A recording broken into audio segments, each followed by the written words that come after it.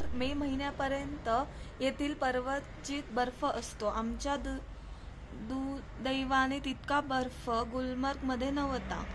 पण गुलमर्ग शहरात भेटले आम्हाला एक दिलखुलास व्यक्तिमत्व.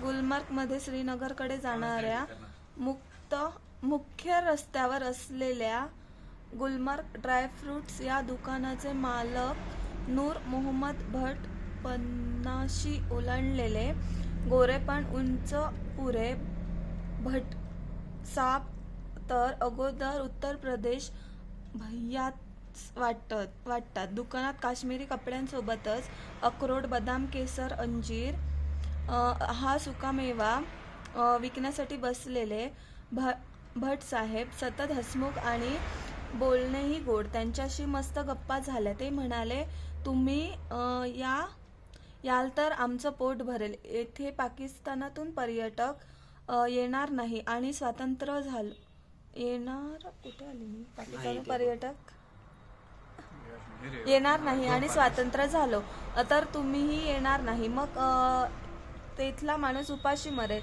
हे 4 महिने भारतातून पर्यटक येतात आणि आमच्या हातात भाकर पडते. एकदा का बर्फ पडायला सुरुवात झाली की मग आम्ही आमच्या घरात बंद होतो. तेव्हा एकच व्यवसाय, कपड्यांवर कशीदा नक्षीकाम काढण्याचा. पण तो व्यवसाय पोटभर खायला मिळून देत नाही. आम्हाला तुमच्यासोबत राहायचे, तुमच्यासोबत जगायचे. आमची ही इच्छा तुम्हाला पूर्ण करायची आहे आणि ती पूर्ण होईल तुमच्या येण्याने.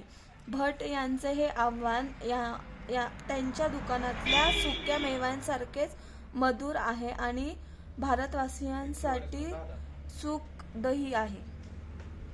ये ना, ये 20 साल पहले ये आया था आपके उधर पेपर में, महाराष्ट्र में. हाँ. ये मेरे वालिद साहब है.